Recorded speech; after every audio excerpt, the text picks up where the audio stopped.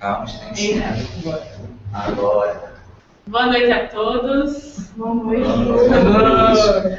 Vamos começar agora mais uma reunião. Iremos estudar agora o último versículo, os últimos versículos. Vamos descer do monte, Do sermão. pelo amor de Deus. Enfim. Depois de mais de um ano, né? Boa noite. Boa. A Expresso Cajazeira chegou aí, ó. A gente vai descer do monte e chega o Moisés. Chega o Moisés, ó. Ele desceu e foi no Rapaz, que abraço. E aí, menino, tudo bem? Minha querida, lá. Por conta da... E aí, tá? Tudo bem? E aí? Vamos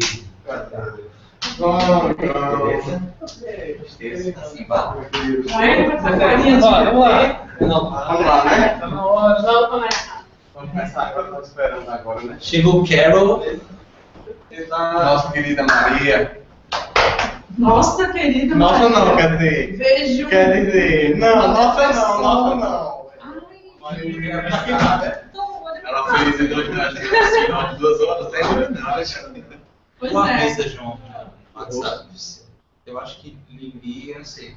Eu chamei todo mundo, mas. Mas isso já tá vindo. Vamos começar então, né?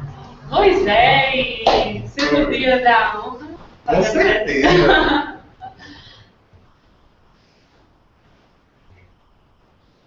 Deus nosso Pai, que tanto nos ama e que nos oferece as condições necessárias para a evolução. Jesus, nosso querido Mestre, modelo e guia, que ilumina os nossos passos.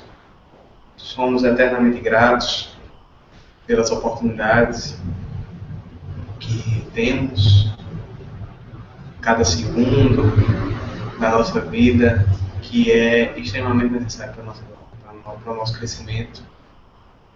Somos também gratos por essa comunhão de corações, a amizade, o afeto que nos une, que em torno da bandeira do Cristo nos faz mais fortes.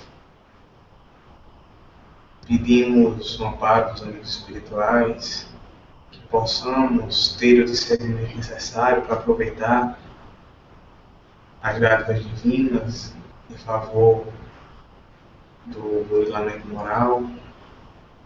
Pedimos a iluminação necessária para entender as mensagens do Cristo, que possamos sempre buscar a sintonia divina e maravilhosa que nos tranquiliza e acalma nossos corações, que é o amor do nosso Mestre Jesus a nos guiar.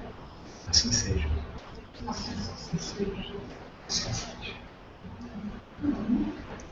Bom, então hoje a reunião será Mateus, capítulo 7, versículos 24 e 29, que também vem Lucas. Hoje é a primeira reunião. Quem ficou responsável mesmo? Eu e Lili. Por livre e espontânea pressão. Mas foi ótimo, eu amei fazer esse estudo. E ainda mais com Lili, né? Parceira. Pode botar na O poesia. disco tá entrando, porque esse tá lento. É. Só Ellen, você podia ler pra gente? É uma posição. Tá meio desfocado, Mas daqui Buenas. Olha o resultado que ficou aí. esse... Você não toca mais, tá?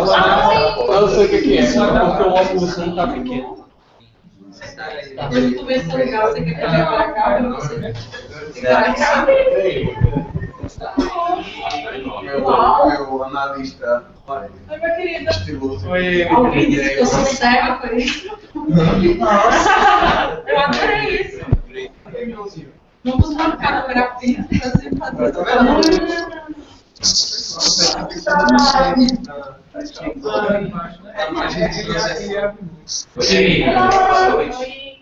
Oi, pessoas!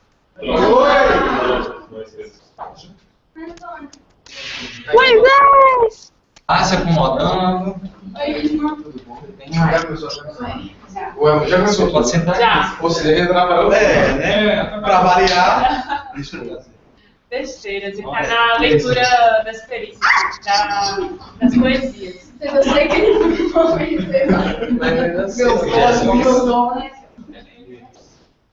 Boa noite, Nayara. Boa noite, Lili, que chegaram aí. Boa noite. Eu tava tentando entrar aqui no meu computador, mas eu não consegui, não. Eu vou ficar no celular mesmo. Dá pra ir acompanhando por aí, né? Pelo Dada. Aí, ó. E agora a gente subiu, então eu estou. Vamos começar então pelo. Vamos começar pelo texto Sim, contato. você respondeu que eu disse. É uma poesia ou duas? São duas. São duas? Sobre a mesma passagem? Falta a Gabi também.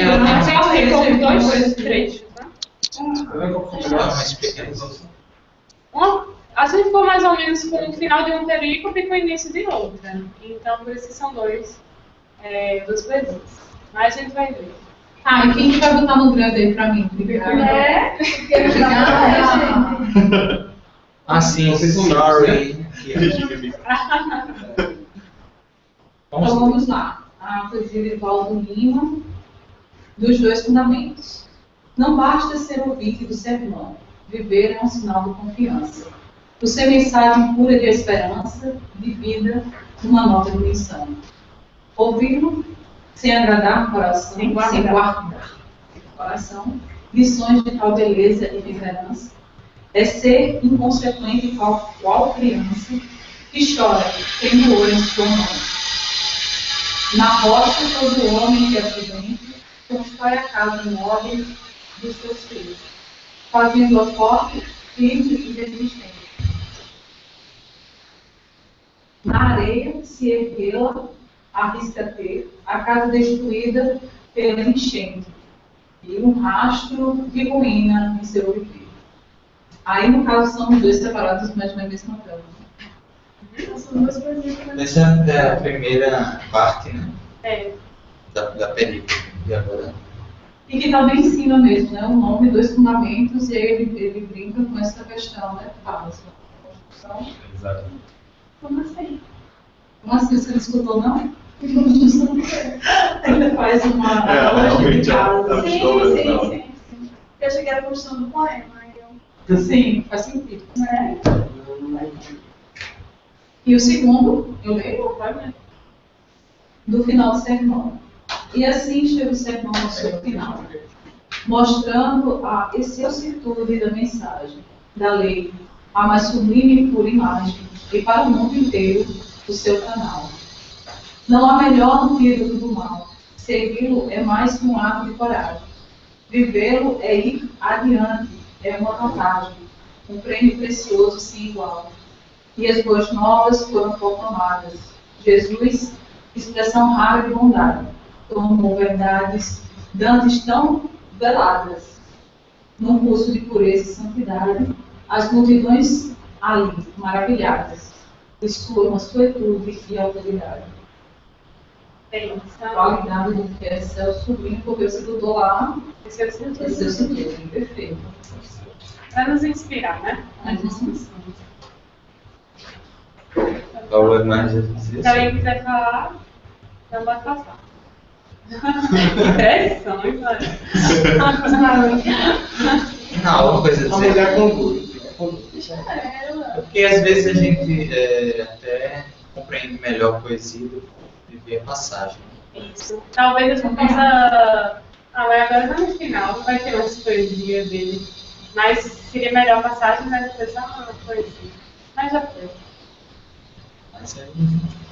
Gente, que honra para o método é bem flexível. Sempre. O nosso método é bem flexível. Assim. Ele fica sempre. Foi? Quem fez que esse livrinho está sendo dito? Eu não sei. Vai passar. Tipo, eu não sei. Gente, só dar um toque aqui. Que a gente falou na ordem e tal. Essa ordem, ela é muito opcional. Esse método ele é sempre fica a critério da dupla. Então, a gente pode fazer mudanças na ordem, não precisa ser primeiro sempre a poesia, pode ser no meio, pode ser no final. O que for melhor, vocês acharem que é melhor para a discussão da passagem, é até bom que não ingessa um só método, né? Uma só modo de abordagem. Eu achei legal que seja no início, porque a poesia é sempre o que toca na nossa alma, né? E aí a gente começa o estudo mais mental, depois de ter tocado um pouquinho no coração.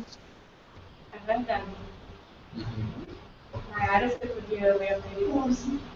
Mateus, capítulo 7, versículo 24 a 29. Portanto, todo aquele que ouve estas minhas palavras e as pratica, será comparado ao homem prudente, que edificou a sua casa sobre a rocha. Caiu a chuva, vieram as torrentes, sopraram os ventos, precipitaram-se contra aquela casa, mas não desabou, pois fora alicerçada sobre a rocha. E todo aquele que ouve estas minhas palavras e não as pratica, será comparado a um homem tolo, que edificou sua casa sobre a areia. Caiu a chuva, vieram as torrentes, sopraram os ventos e chocaram-se contra aquela casa. Desabou e foi grande a sua queda. Reação das turbas.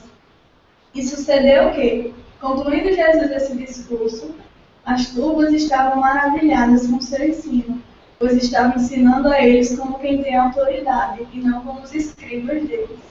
Novo Testamento e a... Deixa eu fazer só uma explicação em relação... Estava tentando lembrar porque a gente escolheu essas passagens, porque a gente juntou elas. Né? E eu lembro quando a gente estava escolhendo, a gente fez uma divisão de temas no final do Sermão do Monte, que é assim... No final do Sermão do Monte, não sei se vocês perceberam, mas tem muitas frases bem célebres de Jesus, né? Todo aquele que disse não será entrar no reino dos céus, enfim, guardar os falsos profetas. E ficou esse finalzinho separado, a reação das turbas, que tanto em Haroldo como na Bíblia de Jerusalém, que ao invés de reação das turbas está espanto da multidão, que é a mesma coisa, praticamente. E ficaria separado uma dupla só para isso, a gente percebeu que não havia conteúdo necessário. Aí a gente juntou. Entendeu? Porque esse é o final do capítulo 7. A partir da próxima reunião é o 8. A única coisa que eu queria falar de qual a diferença entre quem tem autoridade e os escribas deles, né? Como questão de contexto cultural. Nem tinha referências na planilha, dizia que era ler esperto aqui. Não tem diferença. Entendeu? Não, assim, é só uma observação, né? Não sei se vocês já falaram nas outras perícopes, né? Mas na minha perícope, que eu fiquei, né, com Larissa, que era dos Dois Caminhos, quando eu fui estudar, né, aquele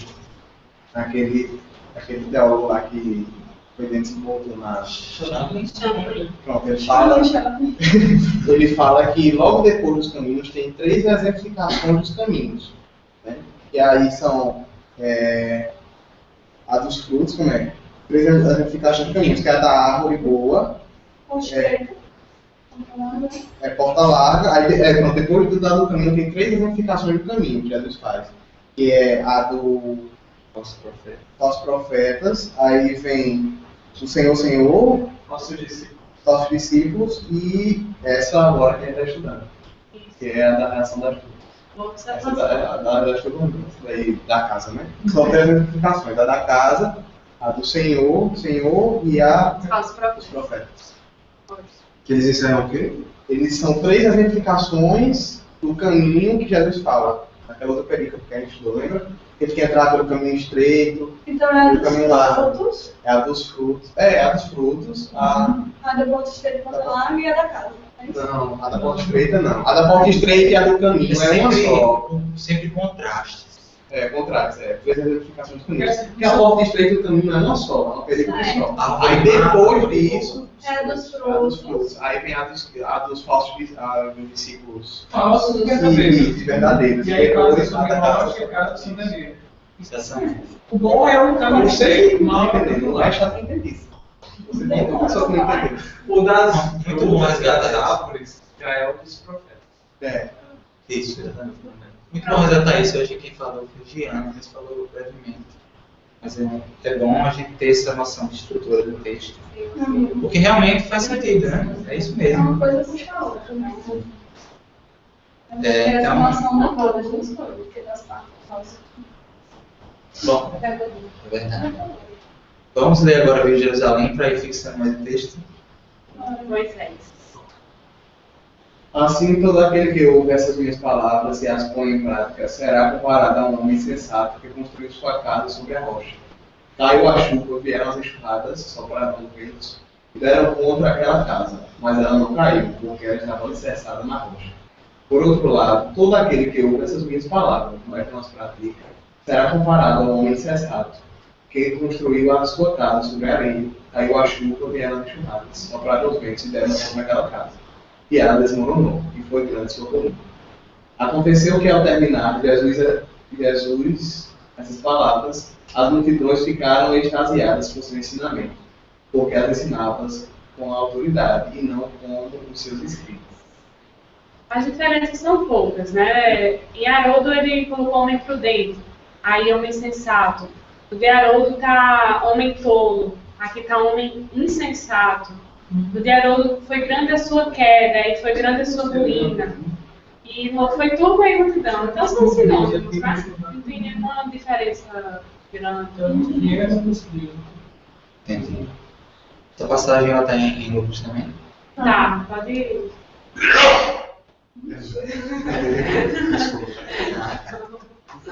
Eu coloquei a nova. Lucas 6, 47, 49. Haroldo, todo aquele que vem a mim, ouve as minhas palavras e as pratica, eu vos mostrarei a quem é semelhante. É semelhante a um homem que edifica uma casa, qual cavou, aprofundou e colocou o alicerce sobre a rocha. Ocorrendo inundação, e rompeu o rio contra aquela casa e não a conseguiu abalar, por ela estava edificada. Mas o que ouviu e não praticou é semelhante a um homem que edificou uma casa sobre a terra sem alicerce. E rompeu o rio contra ela e logo desabou. E tornou-se grande a ruína daquela casa. Diga Jerusalém: se alguém vem a mim e escuta minhas palavras e as põe em prática, mostrar-vos-ei a quem é comparável. Assemelhe-se ao homem que, ao construir uma casa, cavou, aprofundou e lançou o alicerce sobre a rocha. Veio a enchente, a torrente deu contra essa casa, mas não a pôde abalar, porque estava bem construída. Aquele, porém, que escutou e não pôs em prática é semelhante a um homem que construiu sua casa ao rés do chão, sem alicerce. A torrente deu contra ela e imediatamente desabou, e foi grande a sua ruína. Agora está bem fixado, né? A gente já... Muito legal essa sequência que o Lucas faz: cavar, aprofundar e colocar o alicerce. Sempre muda, eu acho mais detalhado. Né? Mas faz mais sentido, né? Porque ele escreveu depois que colhei mais informações, ele tinha uma vontade de escrever mais historiograficamente. Mas era um gênio dele mesmo, era um gênio pagão grego, né? E gosta de detalhar. Ele vai detalhando as coisas. E Mateus é mais sintético, é mais simbólico. Mas Mateus é mais simbólico. Falando sobre um grego falando sobre construções. Isso. Eu estava até pensando aqui, hoje vai ser interessante, porque a gente tem um arquiteto, um engenheiro, e vai falar sobre alicerce. Dois engenheiros, na verdade. Ok. Engenheiro, né? Ah, é também. Não, é um engenheiro. Tá certo. Porque Thaleson, para mim, é multidisciplinar. Eu não consigo colocar ele numa caixinha. Mas vai ser interessante falar sobre isso. Eu já vi esses slides. Os spoilers aí na frente. Bom, na Bíblia de Jerusalém tem 2 provérbios. Diego. Epa, vou mandar o sol convite para ler de novo, que ela caiu aqui. Diego. Que Nayara até pediu aqui. Carol já comentou aqui uma coisa. Nos testes psicológicos, a figura da casa representa o self. É porque é um abrigo, né? É onde você, como está na É poesia, a fala segurança também da é o ser que você constrói dentro de você. É o teste da casa, da árvore, da cerca. Isso é um problema para mim. Fazer esse teste. Aí você desenha no colégio, de desenhar uma casa, a cerca e uma árvore. Aí a psicóloga quer te analisar com relação àquilo ali. Foi ótimo. Tem até outra passagem que fala no quarto livro, fala da oração. Fecha a porta. Essa casa que você. Vamos analisando. Esse agora falando. Provérbios 10, 20. Quando vem a tormenta, desaparece o ímpio. Fica um. Que é justo. Que não segue a lei. Quando vem a tormenta, desaparece o ímpio, mas o justo está firme para sempre. Provérbios 12, 3. Não está firme o homem sobre a maldade, mas nada abala a raiz dos justos. Os ímpios são derrubados e desaparecem, mas a casa dos justos subsiste. Interessante, né? Porque a tormenta ela é sempre alguma coisa que impacta qualquer um, independentemente de ser bom ou mal, né? Mas apenas aquele que tem as bases, né, firmes para poder suportar os tormentos da vida que Quando está balançado, não cai. A famosa resiliência, né? Dessa ideia, né, essa ideia então vem desde o Antigo Testamento, né? Mas eu achei interessante esse desafio do homem sobre a maldade. Mas nada abala a raiz dos justos. Ou seja, a gente não sabe muito bem, eu entendi isso, o que é maldade. A gente às vezes acha por impulso, não paramos para pensar, mas o justo, nada abala a raiz do justo. Ou seja, a base do justo ela é firmada sobre algo material, algo que já vem dele mesmo. Não é a vida que vai dar, mas a vida vai ajudar um pouco. Mas foi interessante essa parte, mas ele já busca isso desde outras vidas. E tem isso muito forte nele já. Eu acho que isso o tempo vai demonstrar. A poesia fala que é do ser dele, né? Vem do ser dele. Agora sim, eu acho que Emmanuel fala assim que uma passagem do livro Pensamento e Vida, ele vai falar de humildade, né? Ele fala assim, que a humildade é território. Como é que você a humildade é território. Espiritualmente na próxima vez, senão vai dar uma. É porque ele falou assim, né? Que o justo se diferencia, que mais assim, a justiça é uma coisa inerente a todos nós, que nós iremos alcançar um dia mais cedo ou mais tarde. E Emmanuel, ele fala assim, que é território divino no reino do eu. Pronto, a humildade é território divino no reino do eu. E consequentemente também a justiça. Né? Todas essas qualidades, essas virtudes, elas são inerentes a nós naquela célula divina que nós somos, né? E nós iremos alcançar mais cedo ou mais tarde. Né? Nós seremos justos, né? Mais cedo ou mais tarde. Temos. Não, eu queria dizer que isso me lembrou muito. Talvez tenha a relação com o que eu falou antes, dessa relação espiritual, né? Que ele é uma busca interna, com os infortúnios ocultos. Porque meio que parece aqueles que escandalizam as pequenas coisas que passam e aquele que tem resiliência para resistir às coisas que sabe que precisa passar. Né? E me lembrou isso. Aí o drone. Já passou meia hora e a gente ainda não começou e tem muita coisa mesmo. Vou deixar o comentário espiritual para ver se... Eu sei que é difícil, né? Se controlar. Se controlar. Tem muita ligação entre comentário acadêmico e espiritual. Mas vamos tentar fazer, né? Parcial. Exatamente. Ismael? Deixa eu só falar uma coisinha. Rapidão. É que o Diego perguntou de ímpio, né? Ímpio vem de impiedade, daquele que despreza, que é desumano ou cruel. Segundo o Google. Muito bem. Segundo o Google. Pode passar. Mas tem que botar no Eita, é? Tipo, tanto PowerPoint. Como é que é o nome? Bota no PowerPoint. Aí, vai. Ismael, aí só no Windows 10. Isso, aí. Deixa. Só no Windows 10, né? Eu tenho uma aberta. Isso. Mas sim, Agora vem. E o controle dele é branco, né? Vale lembrar isso também. é branco. Agora aqui, né? É. Peraí, morre. Vai que eu vou tudo. Beleza. Eu vou mandar para vocês o link aí, internautas. Aquele vídeo que a gente passou uma semana para poder ver que a gente ia É. na sociedade. Mas, muito bem, Desagradável. Estão chamando ele pra gente. Eu era encartador mesmo. Eu não serei também. Boa noite. Eu não serei um beijo até o final do curso. Quando eu terminar o curso, a gente Vocês esqueceram a chave na. Ai, meu Deus, esse paciente. Pronto, podem começar a assistir aí, vocês em casa.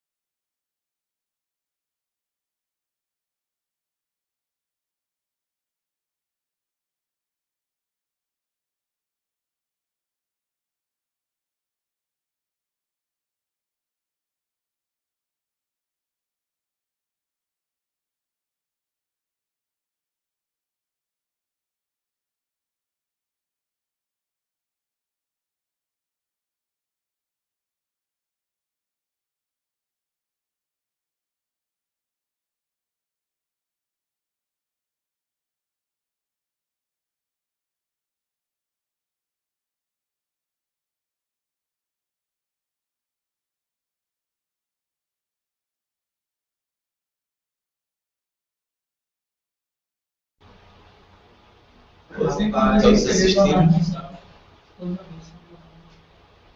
Essas coisas aí, velho. Tá pesado, viu? Ela tá com essa cabeça. Deixa eu ver. Tá autorizado. Já falou. Tem cadeira aqui? Vou sentar aqui do meu lado. Só espero que a gente não tenha esquecido meu liquidificador. Obrigado, Luiz. Eu achei interessante ele quando ele Os falou. outros também, que fofo. A sacola lá. Tu lembra de levar? Nossa. Vamos lá, gente. A questão da prática, né? Porque a passagem acaba, né? Aquele que não põe em prática, né? Aqui os meus ensinamentos é comparado ao homem prudente. Né? Quando a gente pensa na prática, a gente pensa que é qualquer prática externa, né? Da caridade, né? De fazer o bem. Mas é interessante a fala dele, né? Não basta apenas ser um aliado do bem. Né? É necessário você estar promovendo a sua reforma íntima. Se você for ver o sermão do mundo inteiro, ele não trata de obras externas, muito pelo contrário, né? Ele está constantemente tratando de obras que nós devemos fazer no nosso interior. Então, o bem que nós fazemos, eles são um recurso para que nós possamos nos transformar. E não o ponto final. Bom, aí tem muito a ver com a semana passada, né? E na verdade, discípulos. na verdade essa passagem de hoje, ela está muito ligada à passagem anterior. E mais, é quase uma conclusão, né? Inclusive ela começa com portanto, aqui na Bíblia, tradução de Haroldo, portanto. É uma conclusão do que a gente trouxe semana passada, né? Da postura realmente que a gente reclama ser muito ativo do campo material, essa reforma externa, esquecendo da transformação moral. E aí ele vem trazer essa consequência da nossa insegurança e como a gente às vezes não sabe trabalhar as bases, o que é mais importante para a nossa evolução. Né? A gente fixa bases onde há incerteza, onde não é mais seguro. Muito seguro. Vamos lá? Vamos ver o que os comentadores querem. Mas alguém quer comentar alguma coisa? Lili ou alguém na internet? Eu. Fica à vontade. Eu achei interessante duas palavras, né, que resumem esse vídeo para mim, assim, o mais importante. Que ele falou da obediência a Deus, né, de você fazer aquilo que é certo, aquilo que está sendo dito no sermão. E também essa palavra intenção, né? Como o Diego falou, não basta você ser um aliado do bem, você tem que estar na sua mente, no seu coração, dentro de você, fazendo aquilo com a intenção que Jesus nos ensina no sermão, né? Porque senão aquela história dos falsos profetas, das pessoas que fazem para aparecer e não necessariamente pelo coração, né? Eu achei isso muito, muito legal mesmo. Pronto. Podemos até pensar que isso é um ato de egoísmo, mas não há caridade maior do que você promover a sua reforma primeiramente para ter condições. Ser bom, diz o modelo. Tem que ser bom. Está fazendo só fazer. É porque você só dá o que tem. Agora, nesse processo aí, acho impossível você dissociar essa reforma aí com alguma coisa que você faça, né? É uma coisa que está sendo primeiro aqui, depois ali, né? Uma coisa que vai surgir. A gente não cair no erro de achar que por fazer quantidades de coisas boas, né? É só a reflexão de mais disso, né? Primeiro é trabalhar o seu pensamento, as suas intenções, né? E não ficar só preocupado com números e quantidade de coisas boas que você faz. Quantas palestras eu fiz, quantas casas, filhos eu fundei, quantas... Se eu não sou paciente, se eu não sou humilde, isso vai contar muito pouco.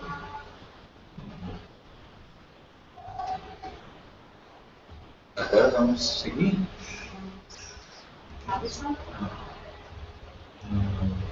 O que é agora, galera? a gente vai analisar as palavras que estavam destacadas. Aí, uma das primeiras expressões foi quem ouve essas palavras e as pratica. Os rabinos debatiam se o mais importante era ouvir a lei ou praticá-la. A maioria era pela conclusão de que o mais importante era ouvi-la, visto que não se pode praticar a lei sem ouvir. Mas insistiam em dizer que ambas as coisas eram indispensáveis. Temos aqui, de novo, a imagem do dia do juízo. A ideia de que o indivíduo, em última instância, seria julgado por ouvir, mas não obedecer, era bastante familiar. Alguns leitores de Jesus, mais biblicamente informados, talvez pensassem em Provérbios 24:3. Com sabedoria se constrói uma casa e com o entendimento ela se firma. E o contraste entre sabedoria e insensatez.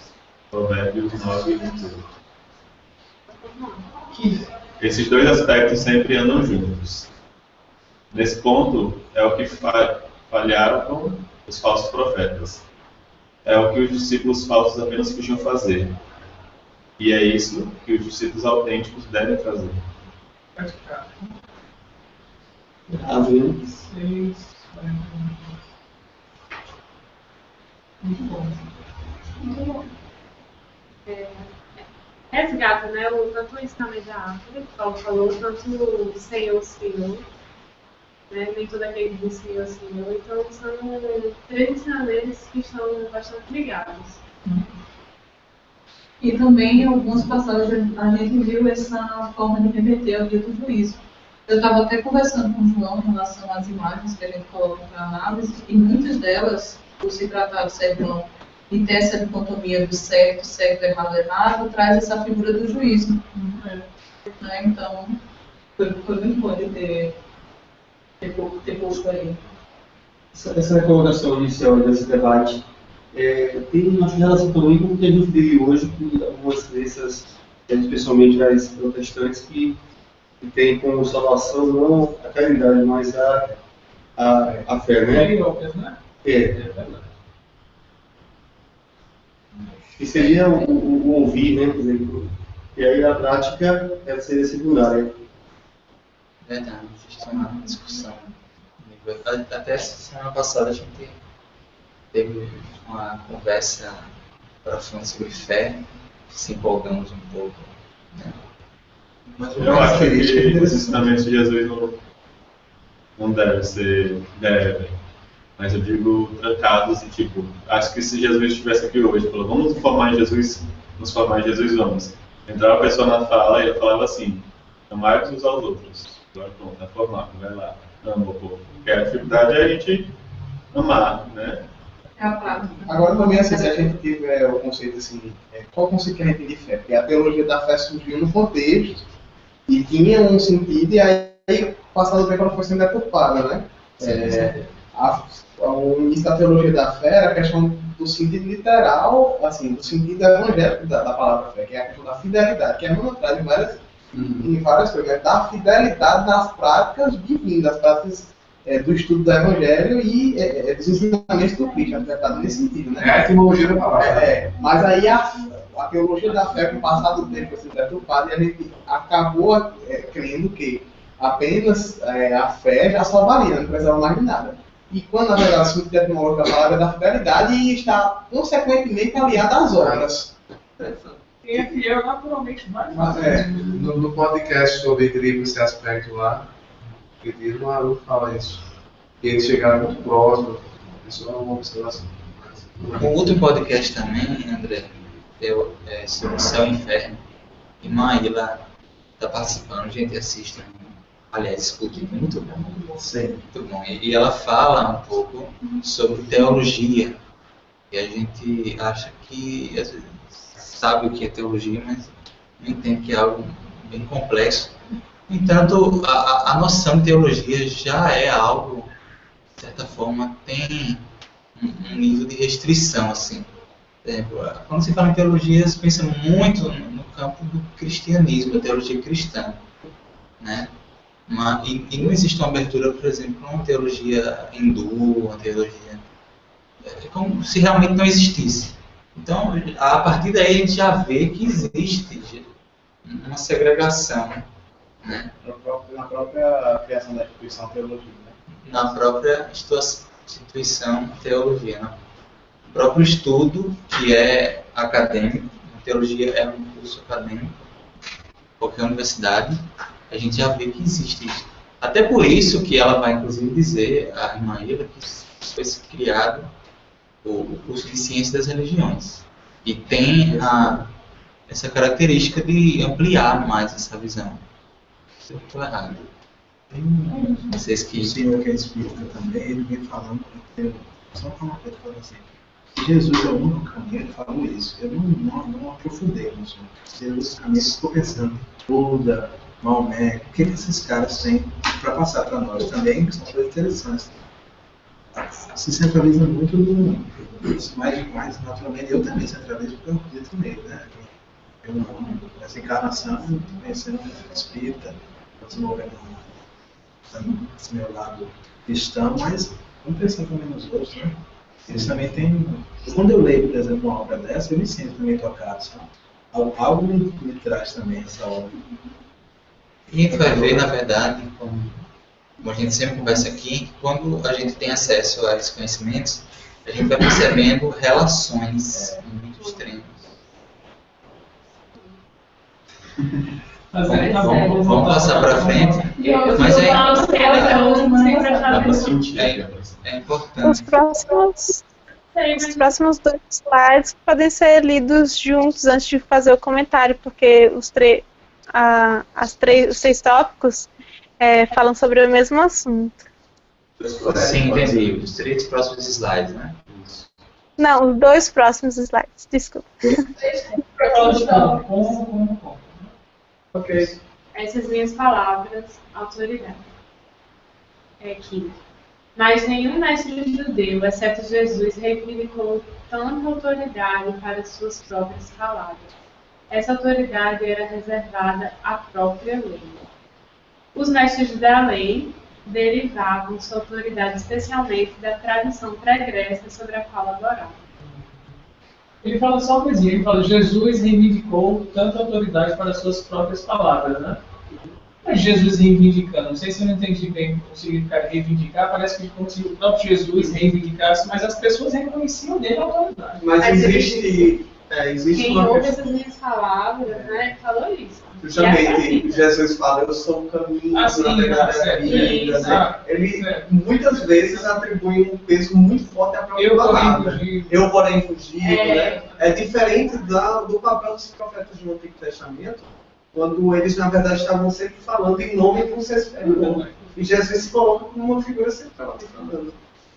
É porque no final o povo reconhece a autoridade, mas essas práticas dele realmente são capazes. Ele está falando com muitos mestres da lei, né? Os próprios escribas, a autoridade deles vira de quem? Sou o mestre a quem eles serviam, né? Mas tem todo também o papel assim, né? O Messias libertador de Israel e tal, que tinha com esse papel, né? De se colocar, na verdade, como Messias, né? Como autoridade dentro do povo. Aí a gente precisa verificar essa autoridade era reservada à própria lei. Quer dizer, se eu estou falando em nome da lei, né, então eu tenho uma autoridade, mas não é minha, é da lei que eu estou aqui citando, representando. Mas Jesus, como o planetário, aí diz assim, olha, deixa comigo aqui, agora que... Você poderia dizer que para mim não resolve. Mas a própria lei está subordinada à depois que a gente vê o Evangelho, vê primeira, segunda, terceira revelação, tanto que ele vai fazer algumas inovações na lei, como, por exemplo, precisam amar os inimigos. Quer dizer, ouviste que foi dito no antigo, eu porém vos digo. Então ele diz assim, olha, eu estou inclusive acima, mais além. Eu não diria em relação à lei, porque a lei de Deus é a lei de Deus. Agora, a forma como foi interpretada a lei, porque a lei de Deus, nem Jesus está acima dela. A lei que é Deus, a lei. Primeiro Mas eu entendi. Mas a lei mosaica não é. A lei social. E a lei de Deus é eterna como o próprio Deus. Diana quer comentar. Fica à vontade, Diana. Pode ativar o seu áudio. Um abraço. Um comentário, comentário interessante que eu achei foi no livro, né, o comentário de Mateus, de Keyson. Ele fala sobre essa autoridade de Jesus, né? Ele coloca que a autoridade de Jesus, né, ela era centrada nos seus próprios ensinamentos, embora ele se baseasse, vamos dizer assim, nas antigas leis, né? Mas ele tinha essa autoridade de chegar e colocar os seus ensinamentos, enquanto que os doutores da lei, a autoridade deles estavam em estudar o que já se tinha, né, e repetir esses ensinamentos, essas leis. Então, há uma diferença de autoridade aí que ele coloca. É isso. No próximo slide, a gente vai falar mais alguns itens, né, que dão toda essa autoridade a Jesus, complementando o que a Jean falou. Próximo slide. Ah, não, é no outro ainda. Gabi. Ouve essas minhas palavras. Provavelmente, Jesus usou essas palavras em outras circunstâncias, em outros sermões, para mostrar a necessidade que o povo tinha de receber o Cristo do reino. Diversos indícios mostram que ele não se referiu só ao reino literal, sobre a terra, o reino político, mas também aludia ao reino dos céus, salvação, ao destino dos seres humanos. Para que alguém alcance esse destino, no reino dos céus, lugares celestiais, é mistério que ouça, que pratica as palavras dele. Essas minhas palavras. As amostras dos discursos dos rabinos, na Mishnah, na Gemara e no Talmud, usualmente eram secas, insípidas, descomentadas e continham declarações desconexas sobre todos os problemas humanos. Quando você vai ler, não tem toda essa beleza poética de Jesus, não tem. Ele faz uns tratados sobre problemas, né? Mas você não vê esse no Evangelho, essa beleza dos problemas, né? Assim. E Jesus é muito didático também, né? Ele vai por temas, assim. É verdade. Você vai pegar o Talmud e realmente são espaçados os ensinamentos, às vezes uma discussão muito profunda sobre um tema irrelevante. Né? Então Jesus não perdia tempo com coisas assim, enfim, mas passava um tempo falando sobre. Uma vez eu assisti uma palestra do Josinho Trinta, carnavalesco. Aí ele dizia que o carnaval, aquela festa toda, ele já vinha pronto, ele conseguia pronto tudo, né? Ele conseguia aquilo tudo e ia trabalhar, tá? Se imaginando o Espírito como Jesus, né? Que ele já sabe o fim, o meio, né? Então, a construção toda a missão dele na Terra um planejamento, né? É um negócio assim que a gente não consegue entender. Quando a gente vai escrevendo o texto, a gente vai melhorando, vai esforçando. Ele já vem com o produto final acabado, na melhor forma que poderia ser. Exato. Ele não fica fazendo experiência teste. Não, deixa eu mudar. Não, já vem aqui.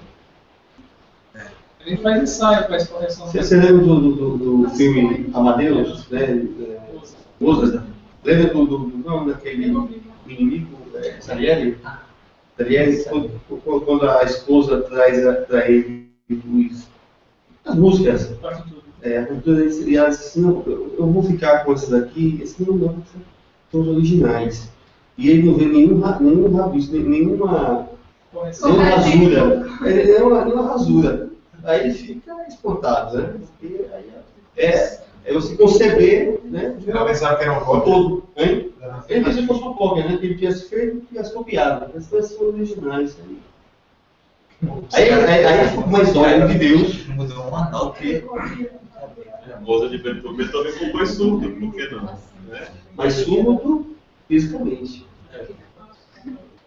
Surdo é para poder ouvir as melodias espirituais. André. Ele regia o surdo. Principais é. Pode falar. O meu seu dia. Pode falar. Ei! O que eu achei interessante quando eu li essa última parte, né, falando da diferença das outras pessoas para Jesus ensinando, é que eu fiquei imaginando assim, Jesus, ele tinha um magnetismo lá no infinito, né? Ele sabia falar de tudo, dos ensinamentos dele, até mesmo praticando, né, óbvio. Então eu fiquei imaginando essa diferença de ouvir ele falar e ouvir uma pessoa normal, dando uma palestrinha, dando uma aula. Eu acho que é isso que dá essa diferença, né, das outras pessoas serem secas, de serem ríspidas às vezes, e você escutar Jesus, as palavras caem muito mais direitinho na alma, eu acho. É só uma imaginação. E no livro Há 2000 anos, o encontro dele com Exatamente.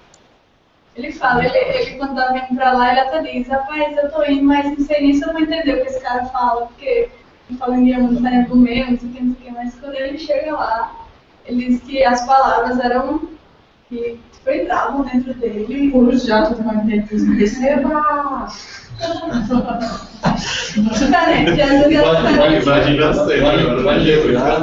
Vale lembrar que no livro dos Espíritos, eles citam que Jesus tinha uma autoridade irresistível. Né? Tanto que ele se ajoelha no chão e não sabe nem como se ajoelha. A gente vê isso dos espíritos superiores, né? Quando vai fazendo uma doutrinação, que é irresistível. Imagina o magnetismo do Cristo. Eu já tive alguns sonhos que tinham visões de luz e era um choro que parecia que ia sair do coração assim. Pior é você acordar chorando uma luz. Não, tinha uma ideia do que era. Você acordou algumas vezes. Não, o choro começou no plano e terminou nesse plano. Eu pensei que tu ia dizer assim no começo, eu tive alguns encontros com Jesus.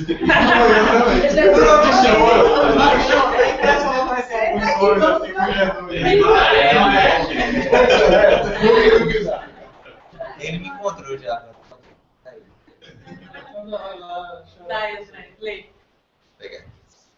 Principais diferenças entre Cristo e as autoridades religiosas dos judeus. Diga, não é leitura dinâmica não completa. Ele tá pegando lugar. É porque eu conversei muito com o Paulo esse final de semana. Jesus falou sobre coisas de grave importância e não sobre ritos, lavagens. Jesus praticava o que ensinava. Jesus ensinava com energia e clareza notáveis. Jesus confirmava os seus ensinos por meio de milagres, comprovando assim que era aprovado por Deus. Jesus ensinava como quem tem o direito de acrescentar ensinos à lei. Jesus sempre falou para aumentar a glória do Pai, ao passo que muitos falavam só para aumentar a glória e a reputação de si mesmo entre os homens. Jesus tinha o poder de outorgar compreensão aos seus ouvintes. Graça de... É de Champion, por isso é uma expressão. Jesus falava como Messias, rei do reino dos céus. Posição essa que os mestres da lei não tinham o direito de imitar. Jesus falava como um ser desenvolvido mesmo sendo homem, algo que os outros não obtiveram. Muito bom essas comparações. Mais didático impossível, né? E eu acho que a principal questão foi justamente o que ele falou, a questão da vivência, né? É diferente alguém que fala sobre alguma coisa que não vive e alguém que viveu. E botando aí os bilhões de anos que Jesus já viveu na nossa frente, com certeza teria mais experiência mesmo. E a gente viu isso na questão da regra áurea, né? Na regra de ouro, que outras pessoas de outras religiões já tinham trazido isso, mas Jesus foi um que viveu. Eu também ainda fui seminado com o Borges. E ele mostrou um slide que tinha vários mestres, né, sábios e tal. E, assim, eu me chamou a atenção que todos eles eram bem velhinhos, né? Viveram longo tempo, né, assim, encarnado. E não fizeram, assim, aí não tiveram essa vivência assim, intensa, né? Que nós temos. Jesus novinho lá na flor da idade e tal. Verdade, que a gente. Vamos passar, não, Luan? Agora é Antônio. Quem? Homem prudente. O homem sem bom senso se deixaria impressionar pelo terreno nivelado, sem rochas, que não precisasse de preparo, como se já estivesse pronto para receber a construção. Mas a areia é traiçoeira. Em contraste, o prudente pensaria no futuro, nos ventos, nas inundações. Escolheria terreno pedregoso, apesar de tal terreno requerer muito preparo e trabalho, para que a casa começasse a ser edificada. Este homem prudente simboliza os que ouvem e praticam os ensinos de Jesus. Não faltariam a tal homem as tempestades e os períodos de dificuldade, mas no fim o resultado justificaria a sua decisão na escolha do terreno. Esse é o homem que considera bem o ensino, aprende-o e toma a regra da vida. O Testamento interpretado no versículo 5. Homem, varão, macho, sexo masculino, homem, prudente. Prudente, sábio, sensato, sagaz, cauteloso, ponderado, cuidadoso. Novo Testamento, Haroldo. Agora pergunta aí para os arquitetos e engenheiros, arquitetos e engenheiros. E aí, é verdade isso aí? A areia é traiçoeira. Qual é o terreno que vocês escolheriam? Qual é o bom? Nivelado ou pedregoso? Eu vou mostrar uma foto que vai mostrar duas fotos que vai explicar a vocês através das imagens. Não precisa nem falar. Sofisticado. Sabe que eles colocam no final ali o homem, né? Eles botam o homem sensato. Realmente, o homem aqui não é ser humano. É o homem, o masculino, né? O andros. Eu fiquei pensando, por que aqui está isso, não está o ser humano, né? Talvez porque naquela época as mulheres não tivessem a prática de construir casas. Né? Talvez seja isso. Então, talvez ficasse sem contexto ele falar do ser humano que constrói uma casa, né? Eu fiquei pensando, por que ele não botou ser humano? Não sei. E para eles, homem é que nem no português, homem serve para homem e para mulher às vezes, né? Como humanidade? Como Humanidade. humanidade. No grego tem três palavras diferentes. Tem andros, e aí vem andragogia, André, vem dessa palavra. E é o ser humano, o homem masculino. É o menino, né? É o menino, é o masculino. Ser humano é antropos, ele vem antropologia. Então, e mulher é guiné, que é outra palavra. Então, quando ele quer falar homens, macho, é antros e ninguém tem dúvida não. Quando ele coloca antropos, é o ser humano em geral. No português a gente fica sem saber. E nesse termo Andros é o macho, é o varão. Ele conta a fábula, a questão da fábula, que eu achei interessante. Certo. A gente achou legal que nessa passagem ela é tão importante, sim. Eu ia falar mais no final, mas pode ser agora, tanto faz. Que ela ficou tão importante, tão conhecida pela humanidade que eu acho que inspirou algumas fábulas de criança, né?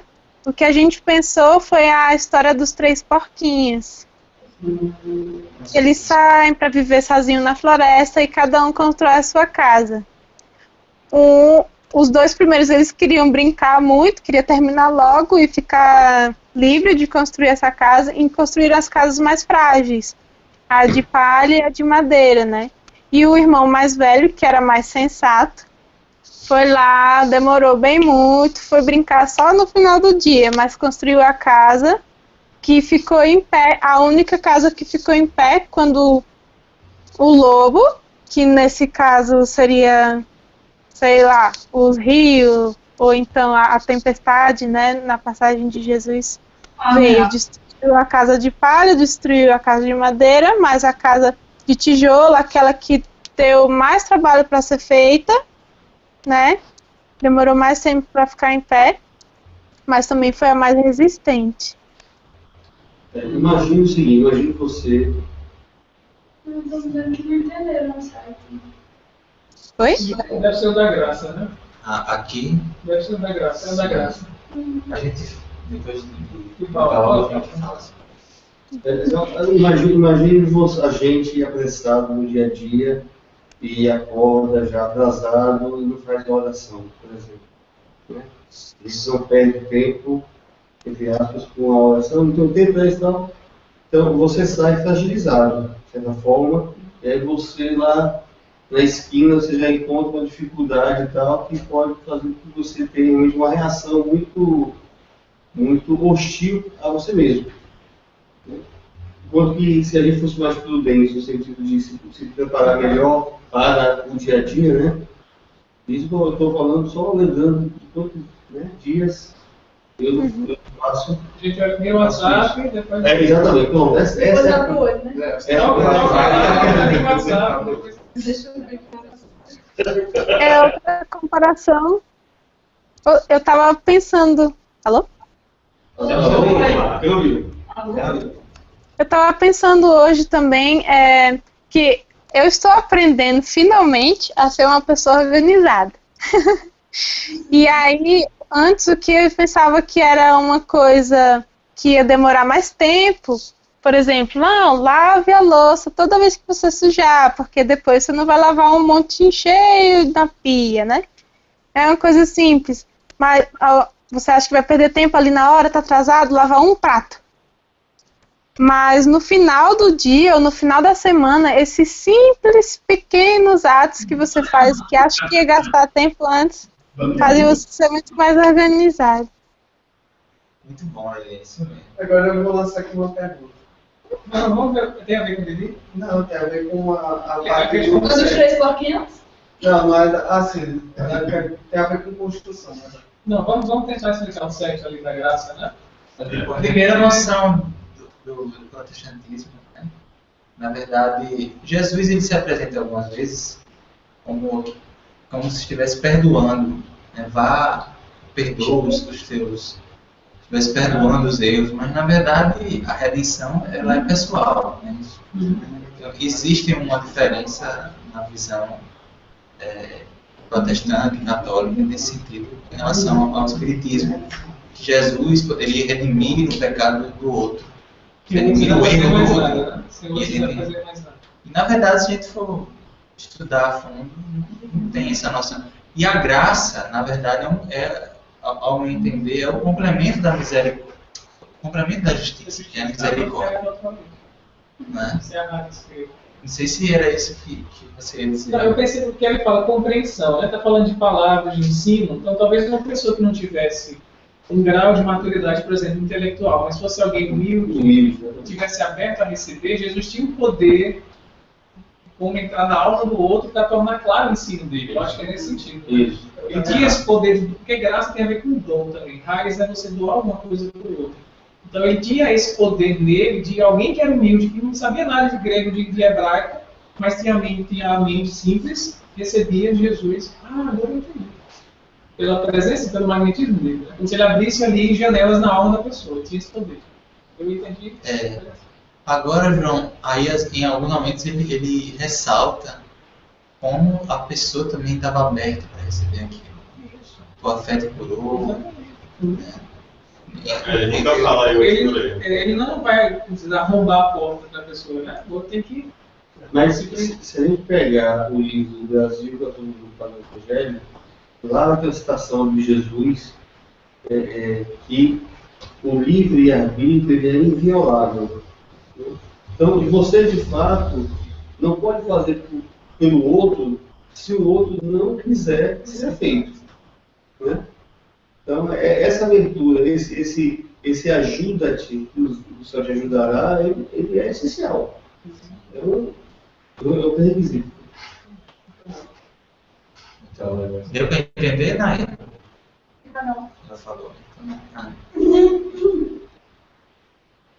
A minha graça chegou aí, vocês entenderam?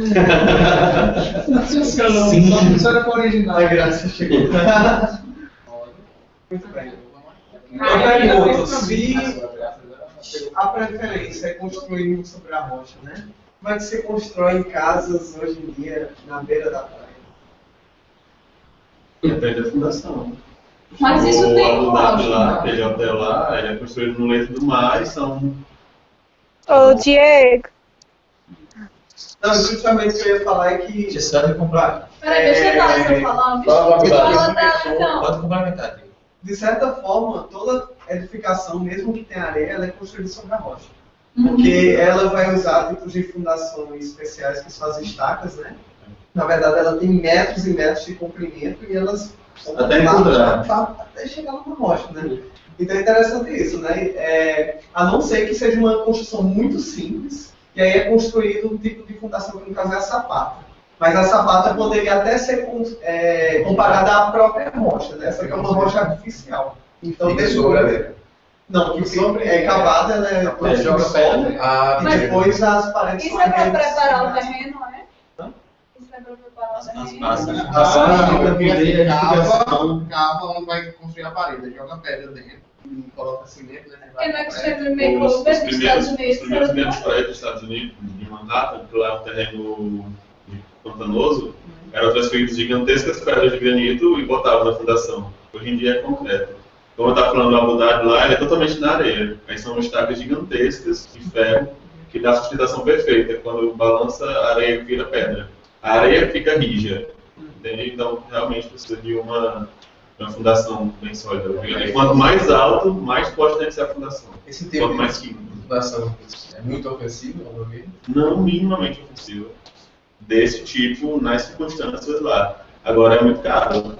É muito caro. Lá foi enxurrada de petróleo. E isso aí repete a estrutura das árvores, né? Se você tem uma árvore muito grande, Tem uma base. ela tem que ter a raiz. Toda vez que a humanidade evoluiu muito, ela voltou muito do passado. A Renascença, aí agora a gente está construindo casas em triangulação, que é uma coisa que já era muitos séculos atrás. Menos fundação e muito mais resistente. A gente está voltando para a coisa que os gregos descobriram há 30 anos atrás, que está até hoje em pé. Paterno, exatamente, foi isso que eu fiz.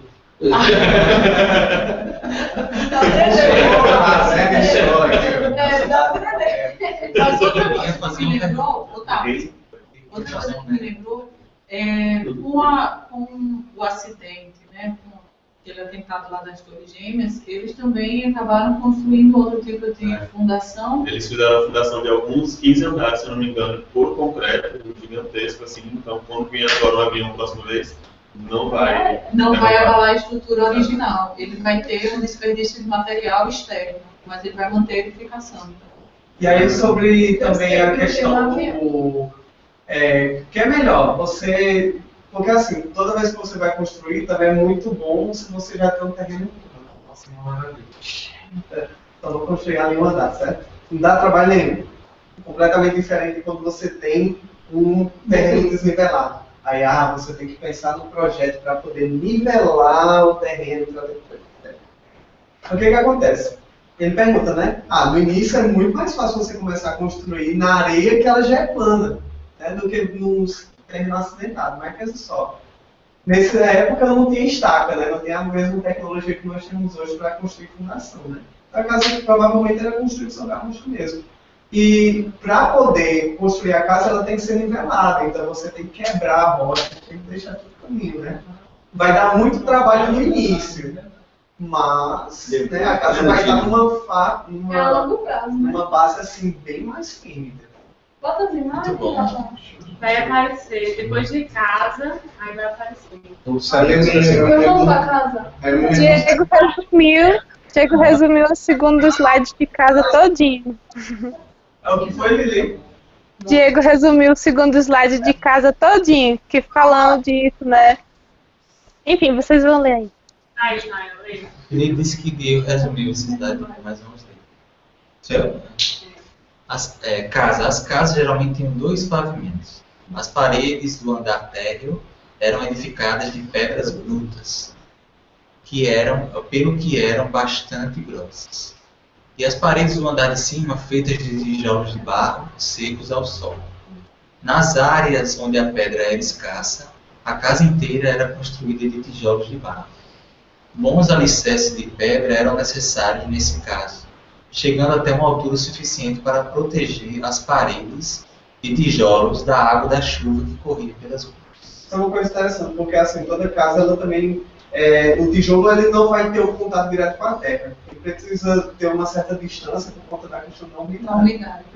Né? Porque senão as paredes começam a forrar. Né? Então, é muito comum você ter casas antigas que sei lá, até 1 metro, 2 metros, ela é toda feita de pedra. Aí depois é que vem um material mais leve. Até mesmo madeira. Outro motivo pelo qual eram tão importantes bons alicerces e maciças pedras de esquina era que a Palestina é uma área onde ocorrem terremotos com frequência. Tempestades de chuva em certas áreas também eram bastante destrutivas. Essa pedra de esquina só É a pedra angular. é a pedra angular. A pedra de esquina seria as forças de Jesus. Sabe a triangulação que eu falei agora? A parede aqui, aí tem um triângulo assim. Esse triângulo. A pedra de esquina, não, nas novas construções agora. A pedra de esquina, ela fica ali e ela recebe toda a resultante quando acontece qualquer coisa. Então, ela deveria ser muito forte. Então, os grandes granitos que eu falei, eles ficavam justamente com esquinas. E grandes universidades nos Estados Unidos tem até a história de maçom que eles gravaram essas pedras para começar a construir. Tem a pedra angular. A do Congresso nunca foi achada, tem algumas histórias aí. Engraçado essa questão dos terremotos, bicho, eu nunca tinha ouvido falar. Também não, na Palestina só. Agora eu lembro muito o filme de Jesus, e quando ele é crucificado, começa a chover, a terra treme naquela hora. Nos filmes aparece isso, né? Que a terra treme, a gente vai ver. Mas eu sei isso, assim, pra pensar também. Toda vez que o terreno é muito acidentado, toda vez que o terreno é muito acidentado, é muito montanhas, geralmente elas são resultado de um ponto de Certo. Por isso que, por exemplo, na Califórnia, nos Estados Unidos, tem muito terremoto. Por conta que lá é uma região muito montanhosa.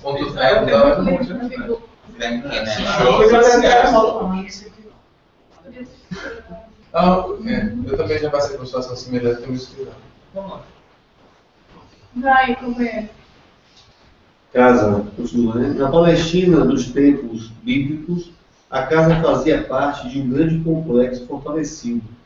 As palavras cidade e fortaleza eram sinônimos. Douglas, né? Aí vem agora Champlin. Não visava a ostentação, mas tinha por finalidade ficar firme em meio às tempestades. A casa é o símbolo da vida. A vida deve ser edificada com bom senso, considerando o futuro, e não apenas o presente, de acordo com os princípios ditados por aquele que dá a vida e a sustenta. A vida física deve ser usada para manter e desenvolver a vida eterna. Não visar a ostentação. Diferente de hoje. E aí, lembrando aquelas imagens que eu postei, quem se lembrar, quando a gente falou sobre porta, né, que eu postei algumas coisas sobre arquitetura, né? A arquitetura do Oriente é bem marcada por isso, né? Elas têm sempre um átrio interno, tem muralhas. Então, geralmente era uma cidade fortificada, e dentro da cidade fortificada você tem casas fortificadas, com muros e tal. Isso é muito bom. E é interessante essa leitura de pátio interno também por conta do tipo de visão que a gente tem hoje, né? Mais fechada é segura do que ele é. Uma era ansiosa pela foto. Olha aí, tá vendo? Ô, chato. Só foi para você ver que tá mais slides. Lembra daquela palestra? Ele começou a falar sobre Pedro. Que ninguém soubesse que era Pedro. Olha, eu vou falar sobre uma pessoa e tal. Aí ela mostra a imagem de Pedro assim. Ela estava nos slides, né?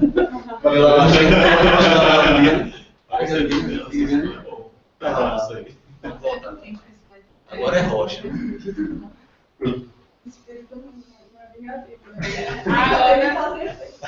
Alguém da internet? Vamos ver aqui quem está primeiro aqui. Carol. Carol, você pode ler esse slide sobre a rocha? Vocês estão me ouvindo? Sim. Rocha, pedra, terreno rochoso. Rocha. No Antigo Testamento, rocha simboliza a segurança e a defesa de um refúgio alto e inacessível. Semelhantemente é usado acerca de um alicerce inabalável. Remover a rocha equivale a abalar o mundo. Num jogo com esse símbolo, não é surpreendente encontrar Deus sendo referido como rocha, que outorga segurança e limpeza a seu povo. Provavelmente Jesus se refere a si mesmo e aos seus discípulos verdadeiros. A alusão é a terra rochosa, pedregosa, que serve de bom alicerce para as edificações. Mas, na aplicação simbólica dessas palavras, não há que duvidar que Jesus falou de si mesmo. Jesus é quem tem as palavras da vida eterna, porquanto ele é o pioneiro e o consumador da fé, caminho e vida. Portanto, ele é a rocha. O ensino é que a vida deve estar inteiramente... Aqui eu não consigo ler o resto. Vinculada,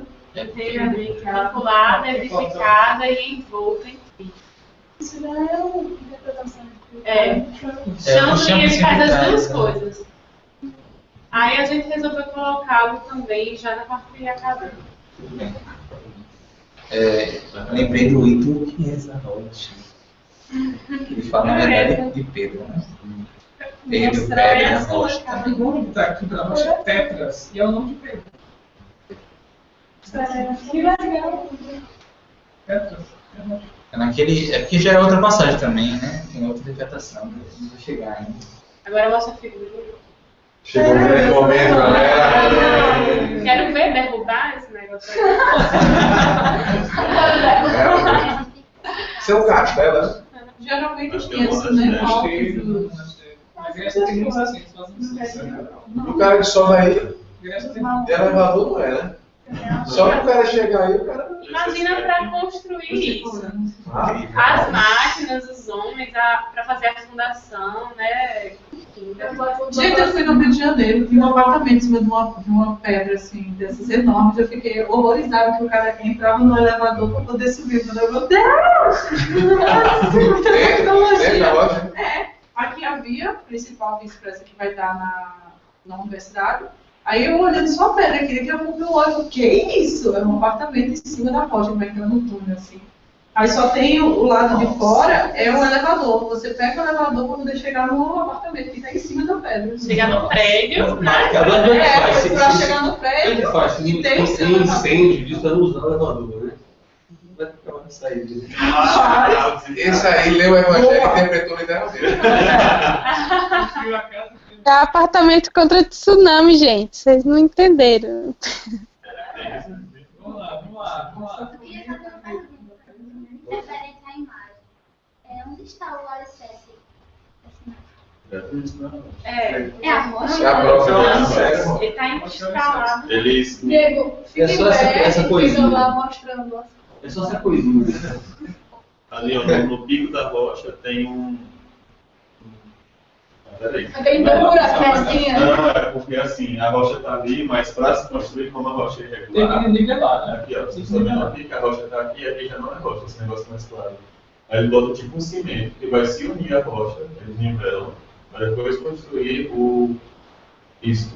Mas está recebendo peso realmente. Mas aparentemente o bicho está louco, né? Aparentemente não tem nivelamento, né?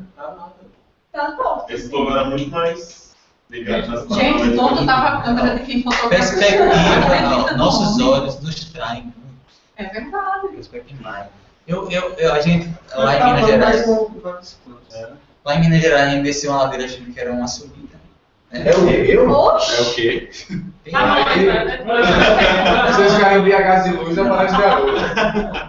Tem uma rua lá. Só que carro só uma ladeira, mas é tudo questão de perspectiva.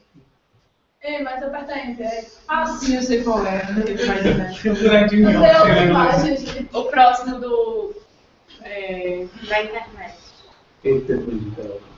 Giana, você pode ler esse próximo slide sobre torrentes e ventos.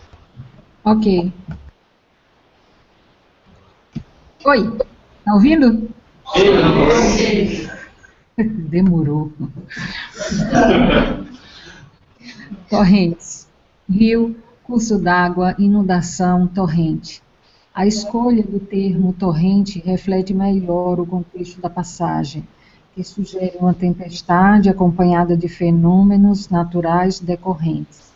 Chuva, inundação, vendaval. Porque lá é Rio. Pode continuar. Sim. Vento, chuva, rios, turbulência por cima, ao redor e por baixo dos alicerces. Diversos intérpretes fazem desses símbolos de turbulência comparação com as tentações. Outros ensinam que estão submetidas 3 provas diversas como 1. Chuva, as aflições temporais. 2. Rio, as provas que resultam do maltrato por parte de outros homens. 3. O vento, as tentações e as provas que se originam em Satanás e nos demônios. Provavelmente Jesus falou em termos gerais, que incluem essas ideias, mas sem fazer referência exata ou intencional a essas coisas. Ele trouxe uma visão, interpretação. E no final mesmo ele disse, Jesus provavelmente não tem nem intenção de fazer isso. Eu achei interessante turbulência por cima, ao redor e por baixo, né?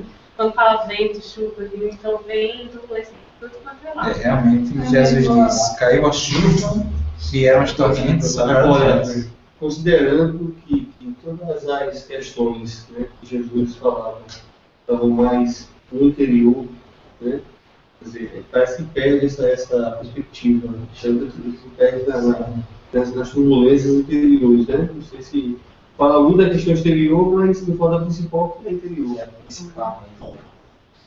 É uma coisa que sempre chamou atenção foi o poder fazer.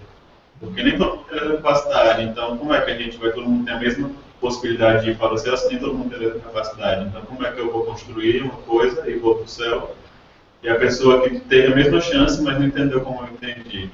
Então no Espiritismo a gente vê isso, fazendo um link com a casa lá, quem construiu primeiramente essas coisas grandiosas foi a Igreja Católica. A história, como eles conseguiram tanto dinheiro, é bem interessante. Se der depois, enfim.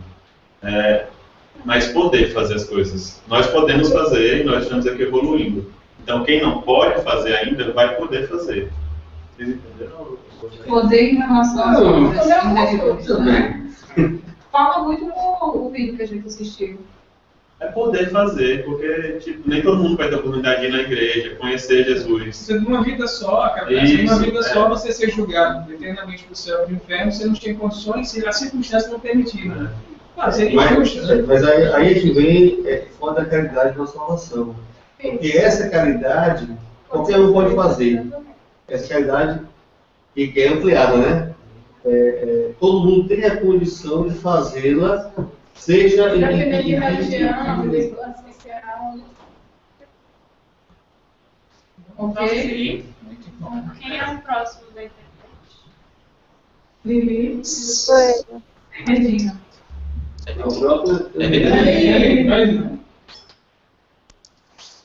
Tá bom. Posso ler? Por favor.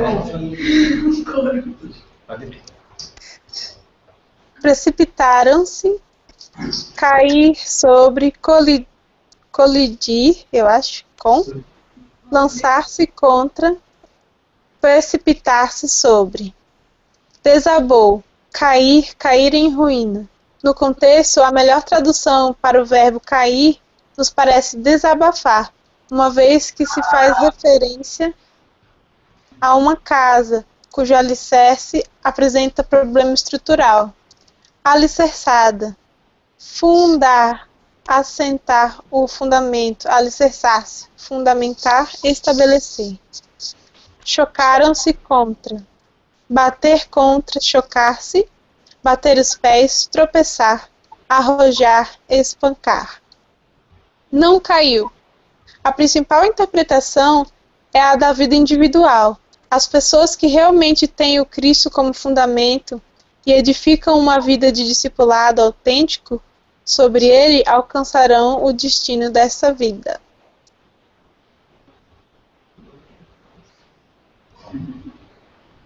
Bem, a gente seguiu a sequência que aparece no texto, né? Então, vamos seguir.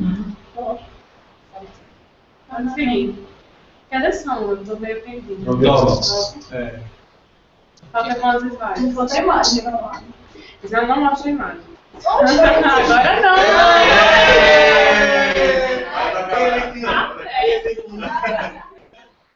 Faltam 6 slides, Lala. Você está granete já, viu? Já pode já mostrar a sua apresentação. Faltam 6 slides. Falta 6. Mas são 7 slides, mas são poucas coisas. É como você tá Isso. Por isso fazer a Moda André. Regina. Vai lá. Regina não leu ainda. Calma. Vai, Regina. Vai, mãe, vou pra Regina, vem. Regina, moda André. Oxi. Não sei se ela tá conseguindo. Regina. Ontem eu tive um grande. Regina. Vamos fazer o chamado. Ela caiu. Ah, não, tá aqui. 4, 3, 2, Vai. 1. Pode deixar que eu leio, tá? Deixa eu ver. Manda aí. André, vamos lá. Tolo, insensato, estúpido, embotado, bobo, ridículo. Insensato, essa palavra é dura, pois é a palavra que Jesus proibiu de ser aplicada aos outros. Todos esses sentidos, Vitor, podem ser aplicados à alma e à mente do homem que ouve, mas não pratica os ensinos de Jesus. É o Haka? Muito claro. Ali o Haka é o desprezo, né? O tolo em grego é o moro, é a mesma coisa mesmo. É o imbecil, tolo. Mas ele vai ver que A mesma força. Ah, beleza. Haka é o quê? É o xingamento, né? Haga que você fala cuspindo, né? Era falar tipo uma. Não, mas a língua é o hebraico e tolo é grego. É o moro. É a mesma palavrinha que a gente viu lá, é um imbecil, tolo. Beleza. Entendi. Areia é empregada para transmitir ideia de peso e de instabilidade. 2. Casa sobre areia. A ideia principal não é a de dois fundamentos, porque a areia não é fundamento. Aquele que edifica sobre a areia não tem alicerce algum. Ignora essa necessidade. A experiência humana mostra que muitos se alicerçam em coisas sem a aprovação de Deus, e muitos não têm base de espécie alguma. Ambos os tipos ignoram a maior necessidade, o alicerce na rocha. Os cães e os porcos, do versículo 6, exemplificam aqueles que não têm alicerce. Os fariseus, os hipócritas do versículo 6 e de outros versículos, os falsos profetas, os discípulos e autoridades falsas, são exemplos de pessoas com alicerces falsos. Ou seja, sem alicerce. Ei, que frase que eu conheço no começo. Não. Aquele que edifica sobre a areia não tem alicerce algum. Sim, a gente tá falando que o mal não tem alicerce? Pensa naquela. Beleza, está destaque, chega a entrar. Aí, Então quer estar vai se apoiar na rocha. Bota um negócio pesado assim na areia. Se você faz uma sapata, uma casa em cima de um terreno qualquer, por exemplo, é areia, e de repente começa a chover, o simples escoamento da água no subsolo pode mover a terra e eventualmente a casa começar a rachar os pontos. Esse é o famoso deslizamento das casas na chuva lá no Rio Grande do Sul. Vento na praia. Olha, Diego falou da questão do terreno que não é nivelado, né? Ela era lá em casa. É mesmo. Aquele prédio que era lá, era para ele ter cavado mais. Tanto ficou, lembra que você viu o muro, né? Ficou 1,5 metro acima do que era para ser. Ele tinha que cavar mais, porque era muito. Aquela margem de erro, né? Aí ele, não, porque gasta menos, né? Quando você construiu, você não conhecia essa passagem. Não sabe, mas movimentar. Não, mas é o prédio do lado da negócio mais casa. caro. É mesmo? É você contratar um trator. Aí ele fez o quê? Ele tentou realmente reduzir. Tá, mas vamos para a imagem agora. Caramba, essa tá com cara que vai cair agora. Tipo agora, caiu. Percebe que quem aqui que mora na praia vai desse jeito. Desse jeito não, vamos ver. Mas não é medida. No litoral sul tem muita casa assim. Vai, pra frente. Era os amários. Sendo grande a sua ruína, Jesus deixa novamente subentendido o juízo, a perda do destino da vida, a razão mesmo da existência. Ruína da casa, né? Sem bases. Chega um momento. Posso falar? Sim! Pode. O que eu acho legal, nessa última parte do sermão, né? Jesus dá um puxão de orelha na gente, assim. Ele fala as coisas lindas desde o início, né? Tudo que a gente tem que fazer, fala dos bem-aventurados, fala um monte de coisa. E aí no final, ai de você se não seguir o que eu tô dizendo, né? Vai acontecer, vai ser a sua ruim. Pega pesado. Tem mais imagens, porque a Mayara tá doida aqui pra ver as imagens. Olha aí. Eu digo, esse cara aí, o que é isso? Olha o tamanho do livro do cara. Mas é desse jeito. Mas o pessoal gostava. Eram técnicos do estudo da lei de Moisés, Torá. A principal ocupação do escriba era estudar sem qualquer distração.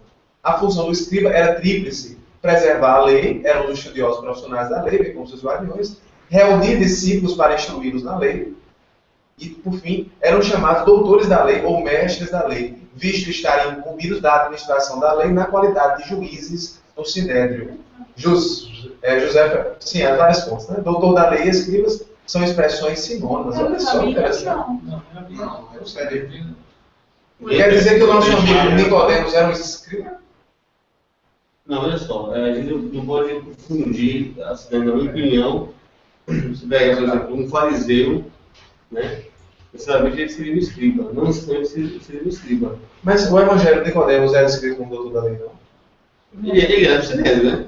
Mas ele é para o Sinédrio, né? Ele é para o Sinédrio. E como ele teve com Jesus, né? Ele devia ser um cara bem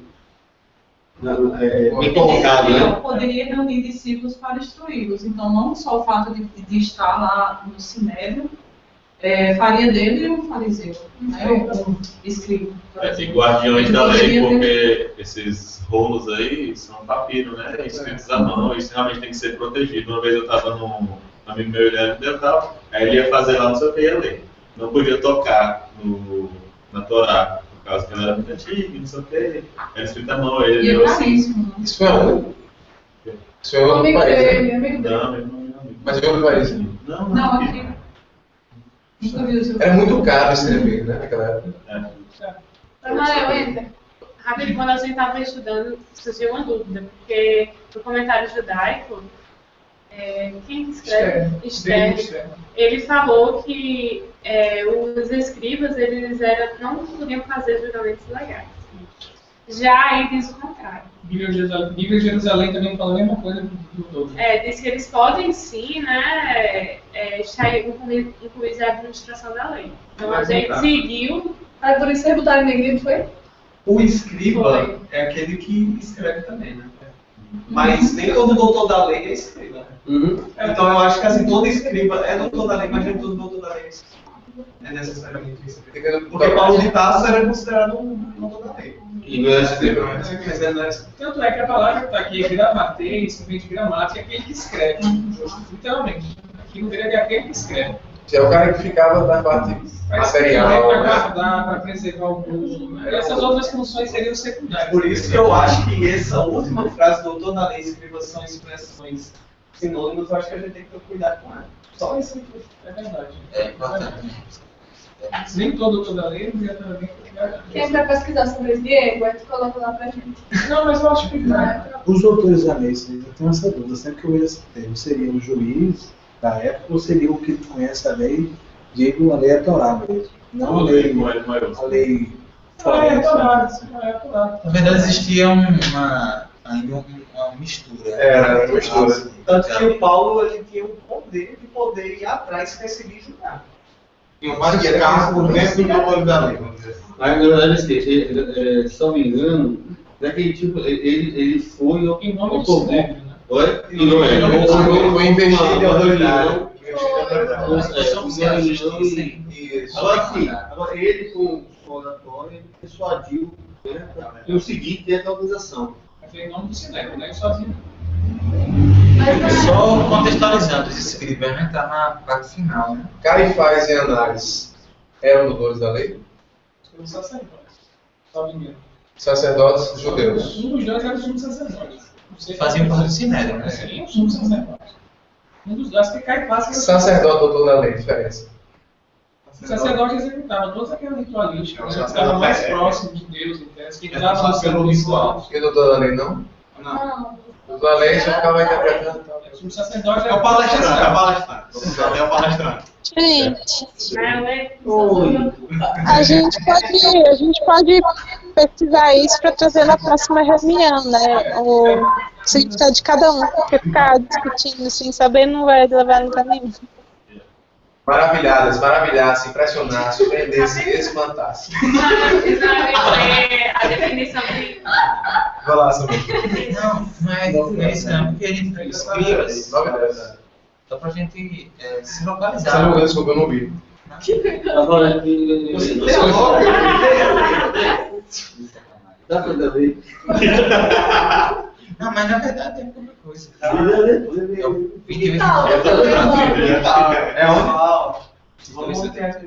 E sucedeu o que, concluindo Jesus esse discurso, as turmas estavam maravilhadas com seu ensino, pois estavam ensinando a eles como quem tem autoridade e não como os escribas deles. Olha aí, aqui vem escribas, né? Tá Fazendo esse contraste com a autoridade de Jesus. Porque o escriba, anteriormente, quem dava autoridade é a lei, né? É a lei que... Pelo conhecimento, né?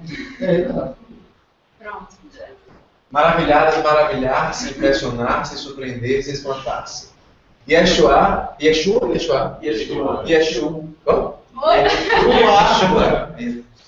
Como eu disse, ensinava como um rabino e não como um escriba. Esse era um nível pelo qual se maravilhavam. Porque, inclusive, a gente, conversando com o Hugo, eu até comentava sobre um rabino que também é professor, chamado Moraventura, Rabino Moraventura. E às vezes a gente compartilha um vídeo deles, você já viu, Moraventura. E aí ele comentou que ele não era rabino, depois que ele se tornou. Primeiro ele era Moré, que é professor. Existe essa diferença entre professor hoje em dia, não sei como era a época de Jesus, mas aí depois que você se torna rabino, você escolhe o título, né, você é chamado de rabino. Né? No caso, ele escolheu, o Moraventura, escolheu botar os dois. Ele disse, não, nunca vou deixar de ser professor, porque ele fez essa escolha. Rabino, Moraventura. Jesus, como no caso aí é mistério, né, vai dizer, aproximava mais essa figura de professor, de mestre, de guia, do que um escriba, um sacerdote, um doutor da lei. Até ser escriba, né? Coletor de Não, era publicano. Será que seria interessante depois de dar uma estudadinha, vai ficar bem perto nisso. Introdução da Roma. Ali tem uma parte. O segundo nível, porque se maravilharam, era que eles ensinavam como quem tem autoridade. Nenhum rabino ensinava ou julgava Passac contra o Halachá, ou o seu próprio rabino. Mas Yeshua, que não tinha um rabino, parecia ter autoridade além de qualquer rabino.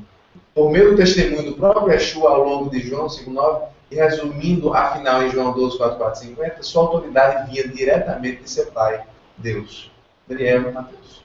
Em Marcos, Yeshua alega que ele tem autoridade para perdoar pecados. Essa é a maior autoridade dada a seres humanos. E as pessoas estavam maravilhadas a respeito disso também. Olha aí, tá vendo a diferença? Esse é um comentário judaico no Testamento. E isso é um judaísmo messiânico. Tem essa concepção.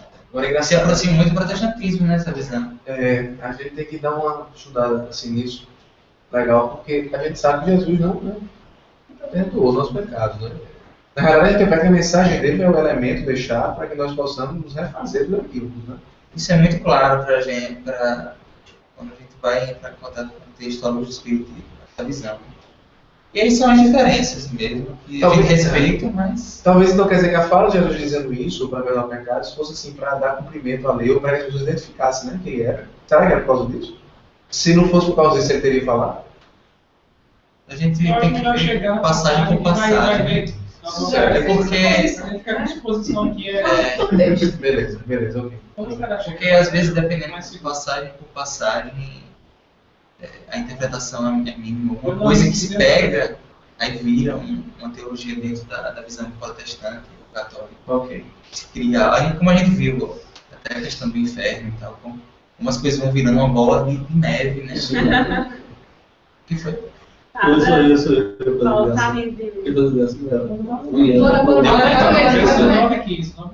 Já terminou. Nessa. Posso falar? Pode falar. Calma, gente, calma. Tô ansiosa para essas fotos. Eu achei interessante fazer um comentário com das coisas que a gente leu no início, né?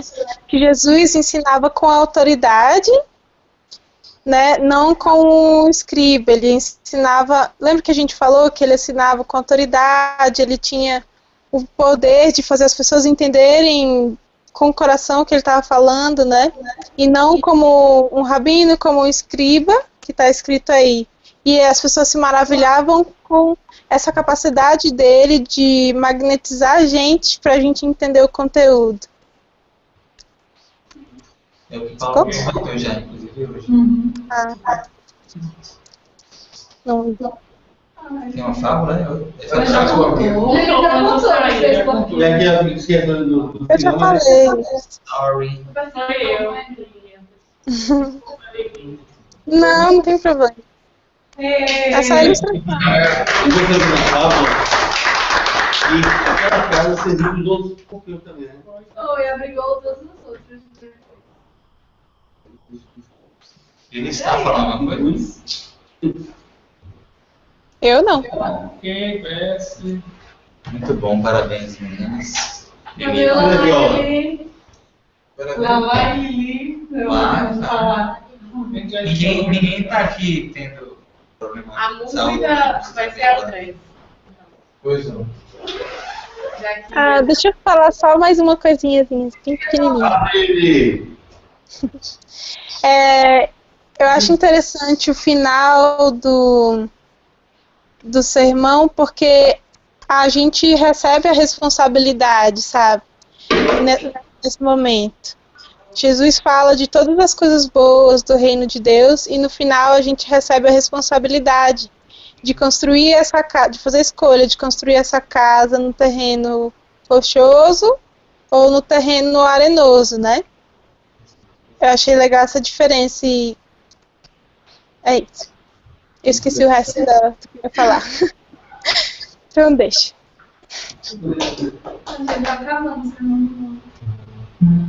Estamos.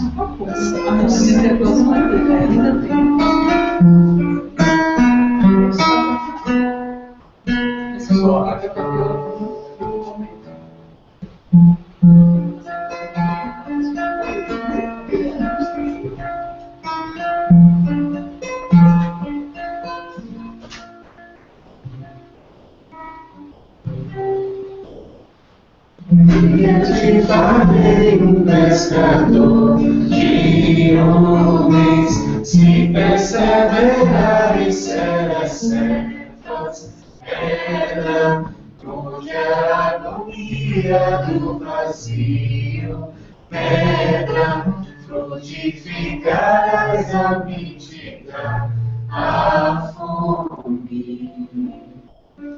Quero ir contigo, mas receio as águas. Temo afundar enquanto vais andando. Se no alto já precisas tuas chagas, eu, Tiago e João ao chão em sonho. Oh, não bastasse escrever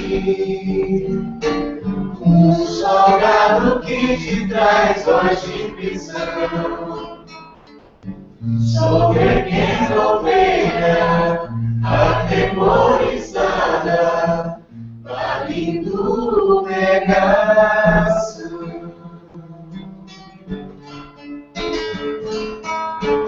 Oh, a vida é como pela tua mão, que te levarei onde não queiras ir.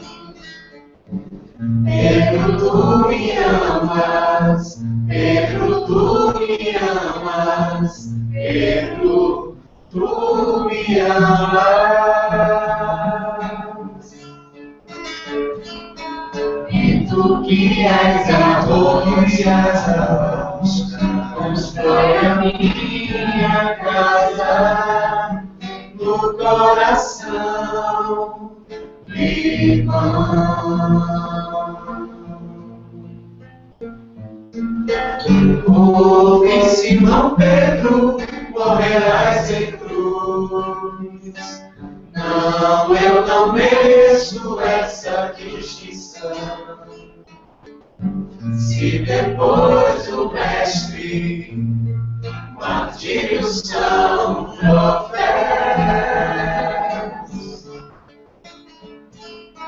e as mãos que ele tocou e os pés que ele lavou apontarão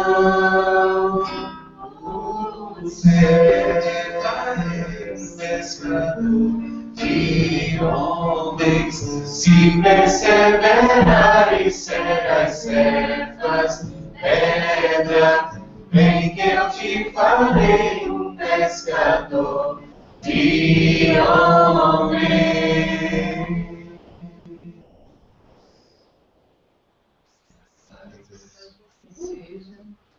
Essas e outras canções na próxima semana. Ai, Um abraço, vai rodear.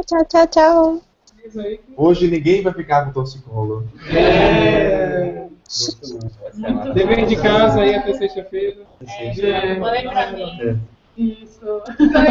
Tô organizadinho. Gente, eu tô com tempo. Eu fiquei Desculpa aí ter passado por tempo, gente. Gabi, tu dá uma olhada no nosso. Um beijo, Lili.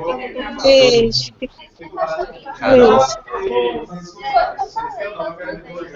Foi mesmo, foi. Por isso que eu vi, eu não sei melhor.